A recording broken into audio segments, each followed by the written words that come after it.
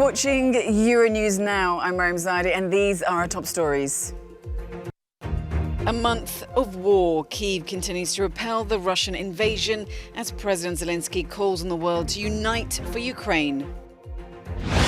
NATO, G7 and an EU leaders summit attended by US President Joe Biden. An extraordinary day of high-level diplomacy in the heart of the EU capital, Brussels. And as the European Commission announces a €3.4 billion for refugees, the WHO says almost 4 million have now fled Ukraine.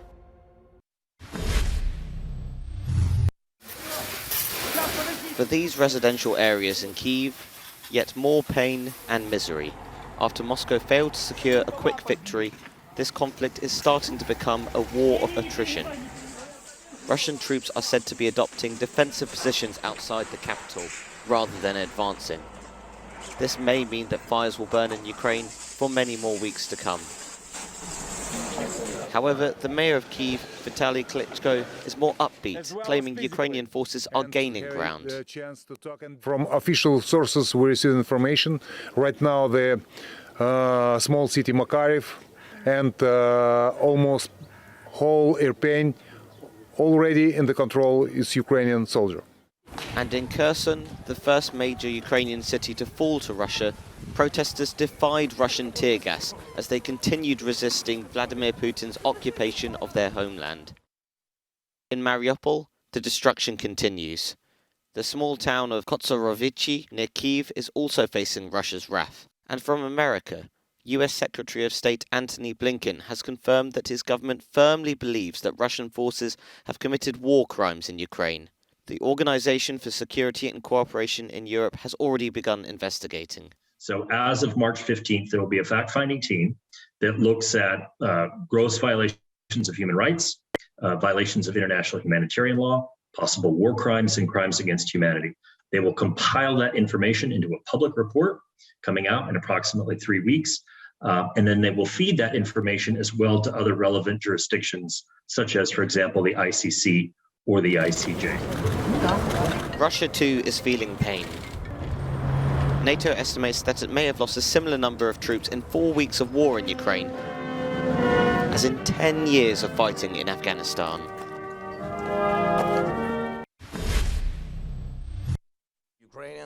Ukrainian President Volodymyr Zelensky again using his video address to urge people around the world to show their support for Ukraine. March 24th, exactly 1 month after the... This time, speaking in English, he called on ordinary citizens to rally with Ukrainian flags and emblems.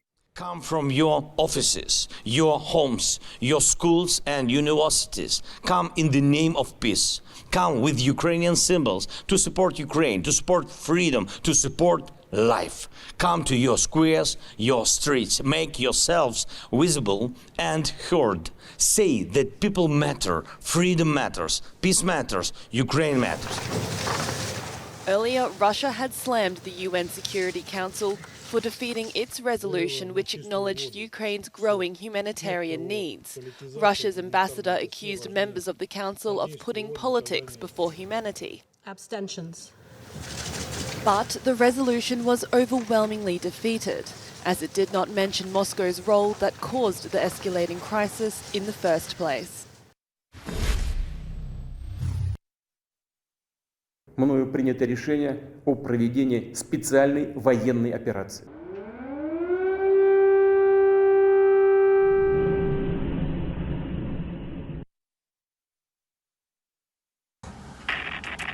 Какая жесть.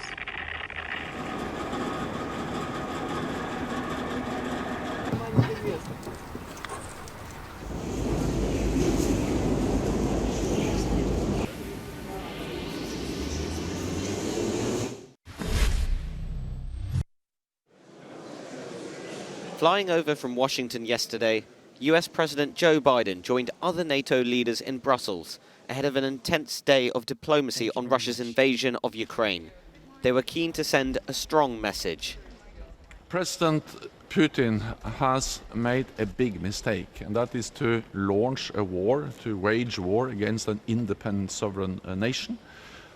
He has underestimated the strength of the Ukrainian people, the bravery of the Ukrainian people and the armed forces.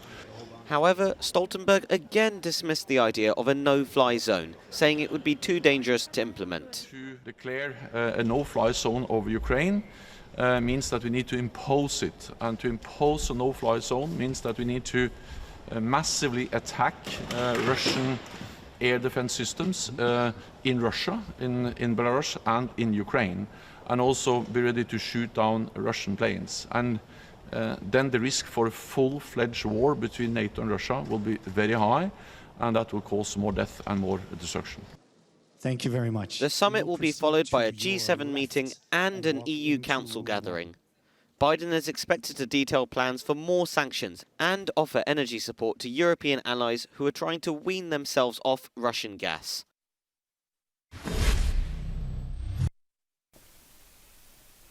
Near the Ukrainian border, the village of Burekshurine is quiet.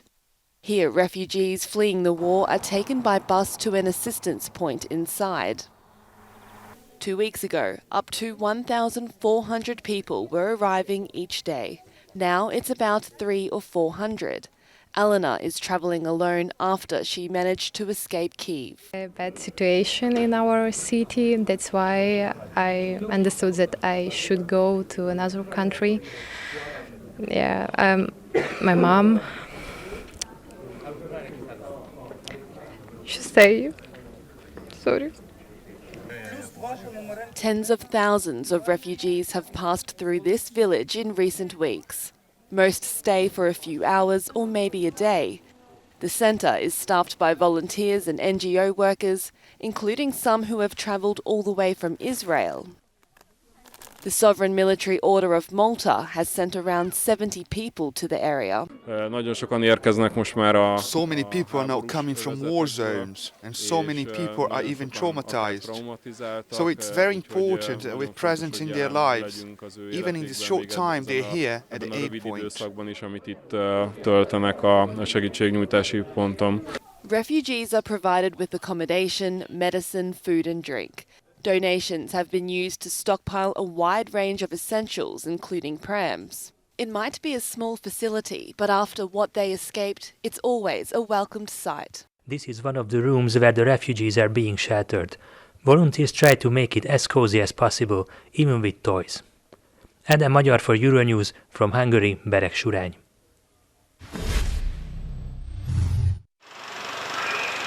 The European Union has announced a package of measures to aid its member states in helping millions of people fleeing Russia's war in Ukraine to access education, healthcare, accommodation and work.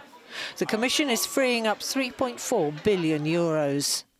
According to the United Nations, more than 3.6 million people, mainly women and children, have fled Ukraine, seeking refuge in neighbouring countries in the month since Russian tanks rolled across the border and Moscow began relentlessly bombing towns and cities. European Commission Vice President Margaritis Sinas said a new raft of measures aims to build on a temporary protection directive issued earlier this month and on initiatives happening across Europe to welcome refugees. There has been a remarkable outpour of support all across the European Union, but this is not sustainable in the long term and without our support. This is why we want to launch a new Safe Homes initiative and see how we can partnership with the private sector and create new innovative partnerships at local, national and EU level to support those Europeans who are making their homes available to refugees. The measures will include establishing procedures for safely transporting unaccompanied children, amid signs that criminals could already be preying on them and other refugees.